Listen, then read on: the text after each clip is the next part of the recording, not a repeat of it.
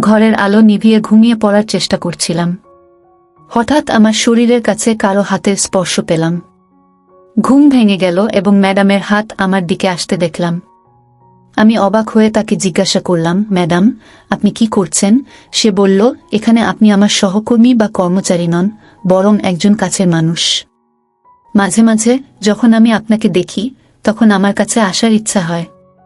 আপনি সবসময় দূরে সরে যান কেন? সে আমাদের আশ্রমের শিক্ষিকা ছিল। সে খুব সুন্দর ছিল। তার গায়ের রং ফর্সা এবং একটু সুস্থ ছিল, যা তাকে আরও সুন্দর করে তুলেছিল। আমি তাকে প্রথম দেখার মুহূর্ত থেকেই ভালোবাসতাম। সে শাড়ি পরতে ভালোবাসত। সে সবসময় আমার সাথে খুব আন্তরিকভাবে কথা বলত। আমি প্রথম তার আন্তরিকতা বুঝতে পারি যখন এক সন্ধ্যায় সে আমাকে তার বাড়িতে ডেকেছিল। সেদিন সে স্কুলে আসেনি জানিয়ে আমিও একটু চিন্তিত ছিলাম। সন্ধ্যায় তার বাড়িতে পৌঁছানোর পর সে আমাকে সরাসরি তার ঘরে নিয়ে গেল। খুব কাছে এসে শিক্ষক বললেন, একা থাকা আমার জন্য কঠিন হয়ে উঠছে। যদি তুমি চাও আমার এই একাকিত্ব দূর করতে পারো। এই কথাগুলো শুনে আমি হতবাক হয়ে গেলাম। আমি কখনো ভাবিনি যে আমার প্রথম চাকরি আমাকে এত ভাগ্য এনে দেবে। আমি তখন আশ্রমে একজন প্রহরী হিসেবে কাজ করছিলাম। বন্ধুরা, আমি আশা করি আজকের গল্পটি খুবই বিশেষ। বাংলা অডিও স্টোরি চ্যানেলে তোমরা নিয়মিত গল্প পাবে, তাই যদি গল্পগুলি তোমাদের ভালো লাগে তাহলে ভিডিওটি লাইক করো, শেয়ার করো এবং চ্যানেলটি সাবস্ক্রাইব করো। সম্প্রতি আমি একটি আশ্রম স্কুলে চাকরি পেয়েছি। সেখানকার একজন সুন্দরী শিক্ষিকা খুবই আন্তরিক এবং বন্ধুত্বপূর্ণ ছিলেন, যা আমাকে প্রথমে অবাক করে দিয়েছিল। তিনি আমাকে জীবনের এমন অনেক কিছু শেখাতে চেয়েছিলেন যা আমি এতদিন শিখিনি। আমার নাম কুনাল, বয়স 28 এবং আমি এই নতুন চাকরির জন্য এই জেলায় স্থায়ী হয়েছি। কিন্তু একই ধরনের কাজ করার মাত্র 4 মাস পর আমি কিছুটা বিরক্ত বোধ করছিলাম এবং অন্য কোথাও বদলি হওয়ার কথা ভাবছিলাম। হঠাৎ একদিন আশ্রমে এমন একটি ঘটনা ঘটে যা আমার জীবনে নতুন রং এনে দেয়। একদিন আশ্রমের কিছু শিশু ঝগড়ায় জড়িয়ে পড়ে। ঠিক তখনই আমার চোখ পড়ল এক সুন্দরী মহিলার উপর, যিনি বাচ্চাদের সামলাতে একটু সমস্যায় পড়ছিলেন। পরে আমি জানতে পারি যে তিনি আমাদের নতুন শিক্ষিকা। আমি এগিয়ে গিয়ে বাচ্চাদের ঝগড়া মীমাংসার চেষ্টা করলাম, কারণ তারা তার কথা শুনছিল না। পরিস্থিতি সামলাতে গিয়ে হঠাৎ আমার হাত আশ্রমের শিক্ষকের হাতে লেগে গেল এবং সেই মুহূর্তে সবকিছু থেমে গেল। আমার তিরস্কারের পর বাচ্চারা শান্ত হয়ে গেল। আর সেই মুহূর্তটি আমার জন্য বিশেষ হয়ে উঠল। আমি আশ্রমে আমার সহকর্মীদের সাথে একসাথে কাজ করার চেষ্টা করছিলাম। আমি আশ্রম স্কুলে নতুন চাকরিতে যোগ দিয়েছিলাম এবং প্রয়োজনে বাচ্চাদের শাসন করেছিলাম। একদিন যখন বাচ্চাদের মধ্যে ঝগড়া হয়েছিল, তখন তাদের ক্লাসে ফেরত পাঠাতে হয়েছিল। তারপর ভুল করে একটি শিশুর পা শিক্ষক মিস্টার ম্যামের পায়ে লেগেছিল এবং তার পা সামান্য আঘাত পেয়েছিল। তাদের সাহায্য করার জন্য আমি মিস্টার ম্যামকে শিক্ষকের ঘরে নিয়ে গিয়ে তার পায়ে ওষুধ লাগিয়ে তাকে সান্ত্বনা দেওয়ার চেষ্টা করলাম। সেই সময় আমরা দুজনেই শিক্ষকের ঘরে ছিলাম। মিস্টার ম্যাম আমার দিকে তাকিয়ে বললেন, তুমি কি এই আশ্রমে নতুন কর্মচারী? তারপর তিনি নিজের পরিচয় দিলেন। তার নাম তানিয়া এবং তিনিও এখানে একজন নতুন শিক্ষিকা হিসেবে যোগ দিয়েছিলেন। আমি তাকে বিনয়ের সাথে অভ্যর্থনা জানালাম এবং আমার পরিচয় দিলাম। তিনি আমাকে ধন্যবাদ জানিয়ে বললেন, আমি প্রথম দিনেই এত সাহায্য পাব বলে আশা করিনি। আমি মিস্টার ম্যামের পায়ে ব্যান্ডেজ করে আমার অন্য কাজে ফিরে গেলাম। কিছুক্ষণ পর আমি শিক্ষকের ঘরে পানি দিতে গেলাম। তানিয়াকে দেখলাম মিস্টার ম্যাম সেখানে বসে তার পায়ে মালিশ করছেন। আমি তাকে পানি দিলাম এবং জিজ্ঞাসা করলাম ব্যথা বেড়েছে কিনা। তিনি মাথা নাড়িয়ে রাজি হলেন। ঠিক তখনই আরেকজন মিস্টার ম্যাম এসে বললেন, তুমি কি এই আশ্রমে নতুন কর্মচারী? তিনি ম্যামের কথা জিজ্ঞাসা করলেন এবং আমাকে অনুরোধ করলেন যে আমি কি তানিয়া ম্যামকে তার বাড়িতে নিয়ে যেতে পারি। আমি রাজি হয়ে গেলাম এবং তানিয়া ম্যামকে তার বাড়িতে নিয়ে গেলাম। বাড়িতে পৌঁছানোর পর আমি তাকে সঠিকভাবে ঘরের ভিতরে নিয়ে গেলাম এবং তার বিশ্রামের ব্যবস্থা করলাম। তারপর আমি তাকে জিজ্ঞাসা করলাম রান্নাঘর কোন দিকে। সে হাত দিয়ে ইশারা করে তাকে দেখিয়ে দিল। তারপর আমি রান্নাঘরে গিয়ে ওর জন্য চা বানালাম। তানিয়া ম্যাম ফ্রেশ হয়ে ফিরে এলেন। যখন আমি তাকে চায়ের জন্য ধন্যবাদ জানালাম, তখন তার হাসি দেখলাম এবং মনে হলো আমার সাহায্য তাকে খুব খুশি করেছে। আমিও তাকে সাহায্য করতে পেরে খুব খুশি হয়েছিলাম। তিনি একজন অসাধারণ সুন্দরী মহিলা ছিলেন। ম্যাডাম যখন আমার কাজের প্রশংসা করলেন তখন আমি খুব খুশি হয়ে গেলাম। একদিন তিনি স্নেহে আমার মুখে হাত বুলিয়ে দিলেন এবং এটা আমার জন্য আলাদা অনুভূতি ছিল। যদিও আমি তার চেয়ে ছোট ছিলাম, তার আন্তরিকতা আমাকে মুগ্ধ করেছিল। ম্যাডামের বয়স ৩-৫ বছর। তার সৌন্দর্য এবং ব্যক্তিত্ব অসাধারণ ছিল। আমি প্রথম দিনেই তার বাড়িতে পৌঁছেছিলাম এবং তার আচরণে মুগ্ধ হয়েছিলাম। তারপর থেকে যখনই ম্যাডামের কোনো ছোটখাটো কাজ করার ছিল, তিনি আমাকে ফোন করতেন এবং আমি আনন্দের সাথে সব করতাম। তিনি আমার কাজে সন্তুষ্ট থাকতেন। তিনি আমার সাথে নানাভাবে কথা বলতেন। তার কথা শুনতে আমার ভালো লাগত। আমার মনে হচ্ছিল তার কথায় এক ধরনের জাদু আছে। আমি তাকে পছন্দ করতে শুরু করি। একদিন ম্যাডামের জন্মদিন এলো এবং আমি কিছু সহকর্মী তাকে জন্মদিনের শুভেচ্ছা জানাতে দেখলাম। আমিও তাকে শুভেচ্ছা জানাতে চাইলাম। যখন আমাদের চোখ মিলল তখন ভাবলাম খালি হাতে তাকে শুভেচ্ছা জানানো ঠিক হবে না। সেই সময় সে আমার দিকে আসছিল, কিন্তু ঠিক তখনই প্রধান শিক্ষক আমাকে ডাকলেন এবং আমি চলে গেলাম। সারাদিন চেষ্টা করেও আমি তাকে শুভকামনা জানাতে পারলাম না। বিকেলে ম্যাডাম নিজেই আমাকে তার জন্মদিনের পার্টিতে আমন্ত্রণ জানিয়েছিলেন। রাতে যখন আমি বাড়ি ফিরেছিলাম, আমি ভালোভাবে প্রস্তুতি নিয়ে তার জন্য একটি উপহার কিনে তার বাড়ির দিকে রওনা দিয়েছিলাম। আমি যখন সেখানে পৌঁছালাম, ম্যাডাম নিজেই আমাকে স্বাগত জানাতে গেটে এসেছিলেন। তার বাড়িটি খুব সুন্দর এবং পরিপাটি ছিল। আমি যা দেখলাম তাতে আমার চোখ আটকে গেল। আমি তার বাড়ির প্রতিটি কোণে আমার ছোট ভাড়া বাড়িতে যে সৌন্দর্য অনুপস্থিত ছিল তা দেখতে পেলাম। যখন আমি ঘরে ঢুকলাম তখন দেখলাম যে আমরা ছাড়া আর কেউ নেই। টেবিলে একটি জন্মদিনের কেক ছিল, যা দেখে মনে হচ্ছিল কোনো অতিথি কেক এনেছে। আমি ম্যাডামকে জিজ্ঞাসা করলাম যে এখানে আর কেউ আসবে কিনা। আমি এতক্ষণ ধরে একা বসে আছি। তিনি হেসে বললেন, এখানে আমি আর আপনি ছাড়া কেউ নেই। গিয়ে আমি অবাক হয়ে জিজ্ঞাসা করলাম, তাহলে এই কেকটি কে এনেছে? ম্যাডাম মৃদু হেসে বললেন, আমি নিজেই এই কেকটি কিনেছি। এটা শুনে আমার খারাপ লাগল। আমি কেন নিজেই কেকটি আনার কথা ভাবিনি? আমি মনে মনে নিজেকে দোষারোপ করতে লাগলাম। ম্যাডামের কাছে ক্ষমা চাইলাম এবং বললাম, ম্যাডাম, সত্যি বলতে আপনার জন্য কেক আনার কথা ভাবা উচিত ছিল। তারপর সে এসে আমার পাশে বসে বলল, আপনি কি জানেন, আমি একটু লজ্জিত যে আপনি স্কুলে আমাকে জন্মদিনের শুভেচ্ছা জানাননি। গিয়ে সে কিছুটা গর্বের সাথে মুখ ফিরিয়ে বসল। তার গর্ব দেখে আমি একটু অবাক হলাম। আমি তার সামনে হাঁটু গেড়ে তাকে একটি উপহার দিয়ে জন্মদিনের শুভেচ্ছা জানালাম। আমি বললাম, ম্যাডাম, আমি আপনাকে খালি হাতে জন্মদিনের শুভেচ্ছা জানাতে চাইনি, তাই সকালে কিছু বলিনি। উপহার দেখে ম্যাডাম বললেন, কুনাল, এত মূল্যবান উপহার আনার কি দরকার ছিল? আপনার আশা আমার কাছে অনেক বড় ব্যাপার। তারপর তিনি আমার হাত ধরে কেক কেটে নিজের হাতে কেকটি খাইয়ে দিলেন। আমি হাসি মুখে জিজ্ঞাসা করলাম, ম্যাডাম, আপনার বাড়িতে কি আর কেউ আছে? আপনার স্বামী কি অন্য কোথাও থাকেন? তিনি মৃদু হেসে বললেন, না, আমি এখনও বিবাহিত নই। আসলে আমি বিয়েতে আগ্রহী নই, তাই আমি একা থাকি। ওকে এত সুন্দর দেখে আমার মনে হয়েছিল যে ওর সৌন্দর্যের প্রশংসা করার মতো কেউ নেই। সেই রাতে আমরা ওর বাড়িতে ডিনার করেছিলাম।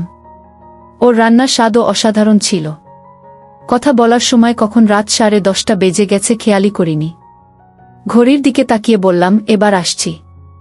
অনেক দেরি হয়ে গেছে। তারপর ম্যাডাম হেসে বললেন, কুনাল, তুমি এত ক্ষুধার্ত কেন? কিছুক্ষণ বসো, হয়তো সে আমাকে সঙ্গ দেবে, কারণ আমি একা। আমিও ভাবলাম আজ রাতে আরও একটু সময় কাটাতে ক্ষতি হবে না। আমি ভাবলাম আমিও একা থাকি, তাই এখানে রাত কাটাতে কোনো সমস্যা হবে না। তারপর ম্যাডাম বললেন, কুনাল, আজ রাতে এখানেই থাকো। যদি খুব ভোরে চলে যেতে চাও তাহলে চলে যাও। আমি একটু দ্বিধা করে রাজি হয়ে গেলাম। তারপর সে তার ঘরে চলে গেল এবং কিছুক্ষণ পর সে আমাকে ফোন করল। আমি ঘরে ঢুকে বললাম, ম্যাডাম, তুমি যদি আমাকে ফোন না করো তাহলে দুঃখিত, তাহলে আমি ভুল করে এসেছি। সে হেসে বলল, না, আমি তোমাকে ফোন করেছি। তারপর বুঝতে পারলাম যে সে কিছু সাহায্য চাইছে। ম্যাডাম বললেন, আমি পিছনের হুকগুলো খুলতে পারছি না। তুমি কি আমাকে একটু সাহায্য করতে পারো? আমি লজ্জা পেয়েছিলাম, কিন্তু তার কথা শুনে তাকে সাহায্য করেছিলাম। কাজ শেষ হলে আমি দ্রুত ঘর থেকে বেরিয়ে গেলাম। আমি সেই রাতটা তার বাড়িতে কাটিয়েছিলাম এবং সকালে আমি আমার নিজের ঘরে ফিরে গিয়েছিলাম, কারণ অফিসের ইউনিফর্মটি সেখানে ছিল। কয়েকদিন পর কিন্তু ম্যাডাম স্কুলে আসেননি। 2 দিন পর আমি তার কাছ থেকে একটি ফোন পাই। ম্যাডাম বললেন, কুনাল, আমার তোমার সাহায্য দরকার। আমি তাড়াতাড়ি তার বাড়িতে গেলাম। সেখানে পৌঁছানোর পর দেখলাম সে খুব দুর্বল এবং হাঁটতে অসুবিধা হচ্ছে। আমি তার স্বাস্থ্যের খোঁজ খবর নিলাম। সে আমাকে বলল যে কোমরের ব্যথার কারণে সে স্কুলে আসতে পারছে না। আমি তার জন্য ওষুধ এনেছিলাম, কিন্তু সে বলল যে এতে খুব একটা লাভ হয়নি। তারপর সে অনুরোধ করল যে তুমি তাকে কিছু গরম তেল দিয়ে ম্যাসাজ করতে পারো, হয়তো এটা তার উপকার করবে। তার প্রয়োজন দেখে আমি তাকে যতটা সম্ভব সাহায্য করলাম, কিন্তু আমার মনে একটু অস্থিরতা ছিল। ম্যাডামের প্রয়োজনের কথা ভেবে আমি তাকে সাহায্য করতে রাজি হয়ে গেলাম এবং আশা করলাম যে সে দ্রুত সুস্থ হয়ে উঠবে। রাত 9:00টার দিকে আমি তার পিঠে তেল দিয়ে ম্যাসাজ করতে শুরু করলাম। ম্যাডামের হাত স্পর্শ করলে মাঝে মাঝে তার মুখ থেকে অস্বস্তিকর শব্দ বের হচ্ছিল। মনে হচ্ছিল সে খুব ব্যথা করছে। সে একজন তরুণ এবং আত্মবিশ্বাসী ব্যক্তি ছিল, কিন্তু সে ব্যথায় ভুগছিল। আমি তার প্রতি সহানুভূতি জানালাম এবং আমার আবেগ নিয়ন্ত্রণ করলাম, এবং কাজ শেষে আমি বাড়ি থেকে বেরিয়ে গেলাম। ম্যাডাম তাকে দিনের বেলা তার কাজ করার জন্য অনুরোধ করলেন, কিন্তু কয়েক রাত এখানে থাকার জন্য অনুরোধ করলেন যখন আর প্রয়োজন হবে না। আমি নিজেই তাকে বলবো যে যেহেতু সে একা ছিল, তাই তাকে সাহায্য করার জন্য কেউ ছিল না।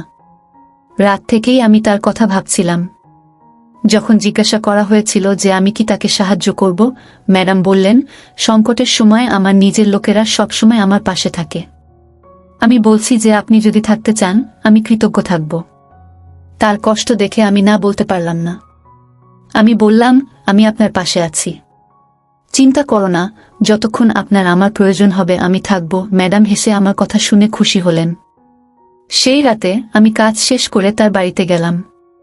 আমি নিজের হাতে তার জন্য রান্না করেছি। গত কয়েক মাস ধরে আমার নিজের সম্পর্কে ভালো লাগছিল। আমি ম্যাডামের যত্ন নিতে অভ্যস্ত হয়ে গিয়েছিলাম। একদিন আমি তার জন্য রান্না করে খাবার তৈরি করেছি। ম্যাডাম আমার রান্না খেয়ে খুব খুশি হয়েছিলেন এবং হাসিমুখে আমার হাত ধরেছিলেন। সেই মুহূর্তটি আমার জন্য একটু বিশেষ হয়ে ওঠে। রাতে ম্যাডামের পিঠে ম্যাসাজ করার পর যখন আমি ঘুমাতে উঠলাম, তিনি আমাকে থামিয়ে বললেন, তুমি আজ আমার ঘরে ঘুমাও, রাতে যদি আমার কিছু প্রয়োজন হয় আমি তোমাকে ফোন করতে পারি। আমি একটু দ্বিধাগ্রস্ত ছিলাম, কিন্তু তার একাকিত্ব এবং অসুস্থতার কথা ভেবে আমি থেকে যাওয়ার সিদ্ধান্ত নিলাম। ঘরের আলো নিভিয়ে ঘুমিয়ে পড়ার পর আমি ঘুমিয়ে পড়ার চেষ্টা করছিলাম। হঠাৎ আমার শরীরের কাছে কারো হাত অনুভব করলাম। আমি জেগে উঠলাম এবং দেখলাম ম্যাডামের হাত আমার দিকে আসছে। আমি অবাক হয়ে গেলাম। আমি তাকে জিজ্ঞাসা করলাম, আপনি কি করছেন ম্যাডাম? তিনি বললেন, আপনি আমার সহকর্মী বা কর্মচারী নন, কিন্তু মাঝে মাঝে আমার কাছের মানুষ মনে হয় আমি আপনার কাছে আসি। কেন আপনি সবসময় দূরে সরে যান? আমি বিনয়ের সাথে বললাম, ম্যাডাম, আমি আপনাকে সম্মান করি, আমাদের মধ্যে একটা সামাজিক বা মানসিক দূরত্ব আছে যা অতিক্রম করা আমার পক্ষে সম্ভব নয়। তিনি হেসে বললেন, এই জিনিসগুলি আমার কাছে গুরুত্বপূর্ণ নয়। আপনি কি ভাবছেন তা আমার পরোয়া করে না। কিন্তু আমি তাকে স্পষ্ট করে বললাম যে আপনার প্রতি আমার অনেক শ্রদ্ধা আছে, কিন্তু আমি আমার সম্পর্কের সীমা অনুসরণ করতে চাই। ম্যাডাম সেই রাতে আমার কথা শুনে চুপ করে রইলাম। আমরা কোনো ভুল বোঝাবুঝি ছাড়াই কেবল কথোপকথনটি কাটিয়েছি। আমার মনে হয়েছে যে তিনি আমার কথা পছন্দ করেননি। তিনি হয়তো তার মনে অনেক ব্যথা অনুভব করেছেন, কিন্তু আমার কিছুই করার ছিল না, কারণ আমি সেই ধরনের লোক ছিলাম না। সে এমন পুরুষ নয় যে একজন নারীর সাথে একটু সময় কাটানোর পর তাকে ভুলে যায়। আমি তোমার মধ্যে আমার জীবন খুঁজে পেয়েছি। আশা করি তুমিও আমাকে সেই আলোয় দেখতে পাবে। আমার কথা শুনে সে একটু দূরে সরে গেল এবং বলল, আমি তোমাকে আগেই বলেছিলাম যে আমার বিয়েতে কোনো আগ্রহ নেই, তাই 3-5 বছর বয়সে আমি এখনো অবিবাহিত। আমাকে বিয়ে নিয়ে একটু ভাবতে হবে। এখন আমি এই কথার জন্য আছি। সে রাতে আমার কথা শুনে সে একটু লজ্জিত হয়েছিল, কিন্তু সত্যি বলতে আমি এমন কেউ নই যে কেবল কিছুক্ষণের জন্য থিতু হয়ে যায়। আমি তাকে আমার জীবনসঙ্গী ভেবেছিলাম এবং আমি তাকে মনে প্রাণে ভালোবাসি। সেই রাতে আমি তার ঘরে না থেকে বাইরে গিয়ে ঘরের লবিতে ঘুমিয়ে পড়লাম।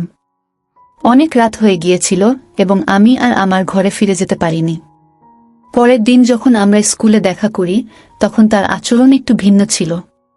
সেদিন সে আমাকে স্কুলের বাইরে ডেকে কিছু কাগজপত্র দিয়ে বলল, বাইরের কাউকে দিয়ে দাও, আমি কেবল একজন প্রহরী হিসেবে কাজ করছিলাম। যখন আমি বাইরে গেলাম তখন সেখানে কাউকে দেখতে পেলাম না। কাকে কাগজপত্র দেব? কাগজপত্র কাকে দেওয়া উচিত তা জানতে আমি শিক্ষকদের ঘরে ফিরে গেলাম, কিন্তু সে সেখানে ছিল না। আমি তাকে অধ্যক্ষের কেবিনে যেতে দেখলাম এবং আমি তার সাথে কথা বলতে কেবিনে গেলাম। আমি অধ্যক্ষের ঘরের সামনে দাঁড়িয়ে ভেতর থেকে অধ্যক্ষ এবং ম্যাডামের হাসির শব্দ শুনতে পেলাম। আমি লক্ষ্য করলাম যে অধ্যক্ষের সামনে ম্যাডাম আমার অনেক প্রশংসা করছেন। তার কথা শুনে আমি বেশ আবেগপ্রবণ হয়ে পড়লাম। সেই রাতে আমি আর নিজেকে নিয়ন্ত্রণ করতে পারিনি এবং ম্যাডামকে না জানিয়ে তার বাড়িতে যাওয়ার সিদ্ধান্ত নিলাম। আমি খোলা দরজা দিয়ে তার ঘরে প্রবেশ করলাম হাতে ফুলের তোড়া নিয়ে। রান্নাঘরে ব্যস্ত দেখে আমি তাকে কাঁধে তুলে তার ঘরে নিয়ে গেলাম। আমি তার ঘরে গিয়ে বিছানায় তার পাশে বসলাম, কিন্তু তারপর তার চোখে কিছুটা অস্বস্তি এবং ভয় দেখতে পেলাম। আমি কাছে গিয়ে বললাম, ম্যাডাম, গতকাল আপনি আমাকে এত উৎসাহ দিয়েছিলেন, আজ আপনাকে এত বিচলিত দেখাচ্ছে কেন? আমি তার কপালের ঘাম মুছে ফেলব, ঠিক তখনই বাথরুম থেকে কেউ বেরিয়ে এলো। ম্যাডাম তাকে দেখে অবাক হয়ে বসলেন এবং অবাক হয়ে আমার দিকে তাকালেন। সেই ব্যক্তি আর কেউ নন, আমাদের স্কুলের প্রধান শিক্ষক। তাদের মুখের অভিব্যক্তি দেখে বুঝতে পারলাম যে তাদের সম্পর্ক কেবল সহকর্মীদের মধ্যে সীমাবদ্ধ নয়। আমি একটু হেসে বললাম, ম্যাডাম, আমি আপনার সম্পর্কে এই সত্যটি জানতে চেয়েছিলাম। এটা ভালো যে সকালে আমাকে অন্য কোনোভাবে আপনার দিকে তাকাতে হয়নি। আমি আপনার দাস হয়ে গিয়েছিলাম, আপনার মিথ্যা আবেগে আবদ্ধ হয়ে। আজ সকালে আপনি প্রধান শিক্ষকের ঘরে আমার প্রশংসা করছিলেন। অবশেষে আমি শুনলাম যে আপনি আসলে আমাকে আপনার মায়ের জালে আটকে রেখেছিলেন এবং চেয়েছিলেন যে আমি সমস্ত নোংরা কাজ করি। এই সমস্ত সময় আমি আপনাকে সম্মান করতাম এবং আপনার প্রতি অনুভূতি থেকে সবকিছু করতাম। আপনি আমাকে যা করতে বলেছিলেন তা নিয়ে আমি কখনো প্রশ্ন করিনি, কিন্তু আপনি আমাকে প্রতারণা করে একটি বড় ভুল করেছেন। আপনি একজন ভুয়া শিক্ষক। আপনার আসল রূপ আজ আমার কাছে প্রকাশিত হয়েছে। আপনি কয়েক মাস ধরে আমার চারপাশে ঝুলছেন। আপনি আমাকে ফোন করছিলেন, হয়তো আপনি ভেবেছিলেন আমি আপনাকে ভালোবাসব না, কিন্তু যখন আপনি আপনার জন্মদিনে কেক কাটার পরে আমার হাত ধরেছিলেন, তখন আমি আমার হৃদয়ে আরও গভীর অনুভূতি অনুভব করেছি। আমি আপনাকে সত্যিই ভালোবাসতে শুরু করেছি। আপনি যদি একদিনের জন্য স্কুলে না আসতেন, তবুও আমি চিন্তিত থাকতাম। কিন্তু মনে হচ্ছে ভাগ্য অন্য কিছু পরিকল্পনা করেছিল এবং ঘটনাক্রমে আপনার আসল সত্য আমার কাছে এসেছিল। তোমার ভারপ্রাপ্ত প্রধান শিক্ষকও তোমার প্রতি মুগ্ধ ছিলেন। যখন আমি শুনলাম যে তোমাকে নিযোগের পরিবর্তে চাকরি দেওয়া হয়েছে, তখন আমি সবকিছু বুঝতে পেরেছিলাম। তোমার যোগ্যতার ব্যাপারে আমার স্পষ্ট অনীহা ছিল এবং আমি এটাও জানি যে তোমার শিক্ষা পর্যাপ্ত ছিল না। গত কয়েকদিনে আমি লক্ষ্য করেছি যে স্কুলের গুদাম থেকে খাবারের ব্যাগ চুরি করতে তোমার কোনো লজ্জা ছিল না, যা তুমি আমাকে আমার গাড়িতে বহন করতে বলতে। আশ্রমের দরিদ্র শিশুরা প্রতিদিন খাবারের অভাবে কষ্ট পায়। তাদের অভিশাপই তোমার সত্যতা আমার কাছে এনেছে। আজ তোমার সত্যতা আমার কাছে এসেছে। তারা দুজনেই আমার উপর হেসেছিল। প্রধান শিক্ষক আমাকে উপহাস করে বলেছিলেন, তুমি একজন সাধারণ কর্মী। তুমি আমাদের সামনে যা ইচ্ছা বলতে পারো, কিন্তু বাইরের কেউ তোমাকে গুরুত্বের সাথে নেবে না। শোনো, আমি নিজেও স্বীকার করি, আমি এই মহিলাকে অন্য একজন যোগ্য প্রার্থীর চেয়ে চাকরি দিয়েছি তা নয়, আমি বাইরে আশ্রমের খাবারও বিক্রি করি। প্রধান শিক্ষক আরও বললেন, তুমি আমাদের সাথে যা ইচ্ছা করতে পারো। আমি যদি তোমার কাছে সবকিছু স্বীকারও করি, তবুও তোমার কোনো লাভ হবে না। আমাদের বিরুদ্ধে কিছু করার ক্ষমতা তোমার নেই। এই কথা শুনে প্রধান শিক্ষক এবং ম্যাডাম একসাথে আমাকে নিয়ে হাসতে লাগলেন। আমার আসলে কিছুই করার ছিল না, কারণ আমি কেবল একজন প্রহরী। আমার মতো গরিব লোকেরা তাদের মতো ধনী লোকদের সাথে আর কি করতে পারে? কয়েকদিন পর আমি সেই চাকরি ছেড়ে অন্য জায়গায় চাকরি পেয়েছিলাম। এখন আমি সেখানে খুব ভালো সময় কাটাচ্ছি। আমার কোনো সমস্যা নেই। আমার সবার প্রতি কোনো স্নেহ নেই। আমার ম্যাডাম এবং প্রধান শিক্ষক তাদের ক্ষমতা এবং উপায় ব্যবহার করে অনৈতিক কাজ করছেন। ম্যাডাম প্রধান শিক্ষকের সাথে তার সম্পর্কের সুযোগ নিয়ে এমন একটি চাকরি এবং অন্যান্য সুযোগ সুবিধা পেয়েছেন যা তার আসলে প্রাপ্য ছিল না। এখান থেকে আমরা দেখতে পাচ্ছি যে অন্যদের অধিকার হরণ করার জন্য ক্ষমতা এবং প্রভাব ব্যবহার করা নিন্দনীয়। এই ধরনের অন্যায় আচরণ সমাজের নৈতিক ভিত্তিকে দুর্বল করে দেয়। প্রহরী ম্যাডামের প্রতি ভালোবাসা এবং স্নেহ অনুভব করত। সে বিশ্বাস করত যে ম্যাডাম তাকে সম্মান এবং ভালোবাসা দিয়েছেন, কিন্তু বাস্তবে ম্যাডাম কেবল নিজের সুবিধার জন্য কৃত্রিমভাবে এই আবেগ দেখিয়েছিলেন। এই ঘটনাটি আমাদের শিক্ষা দেয় যে বিশ্বাস অর্জন করতে যেমন সময় লাগে, তেমনি একবার ভেঙে গেলে তা পুনরুদ্ধার করা অসম্ভব। আমাদের ভালোবাসার মানুষদের প্রতি সৎ ও আন্তরিক হওয়া উচিত, নইলে একদিন সেই সম্পর্ক ভেঙে যাবে। গল্পে উল্লেখ করা হয়েছে যে আশ্রমের দরিদ্র শিশুদের জন্য বরাদ্দকৃত খাবার কালোবাজারে বিক্রি করা হচ্ছে। এটি অত্যন্ত নিন্দনীয় অপরাধ। তারা তাদের জন্য বরাদ্দকৃত সম্পদ ব্যবহার করে দরিদ্র ও অসহায় শিশুদের শোষণ করছে। ফলস্বরূপ দরিদ্র মানুষ আরও দরিদ্র হয়ে ওঠে এবং তাদের প্রতি সমাজের কর্তব্য অবহেলিত হয়। এই ধরনের অপরাধ আমাদের শিক্ষা দেয় যে সমাজের দুর্বল অংশের অধিকার রক্ষা করা আমাদের সকলের দায়িত্ব এবং তাদের জন্য বরাদ্দকৃত সম্পদ কেড়ে নেওয়া একটি মানবিক অপরাধ। গল্পের শেষে ওয়াচম্যান দেখায় যে একজন ব্যক্তির আত্মসম্মান গুরুত্বপূর্ণ। অন্যায়ের কাছে মাথা নত না করে নিজের মর্যাদার সাথে বেঁচে থাকা ভালো। সে তার চাকরি ছেড়ে অন্যত্র ভালোভাবে কাজ করে।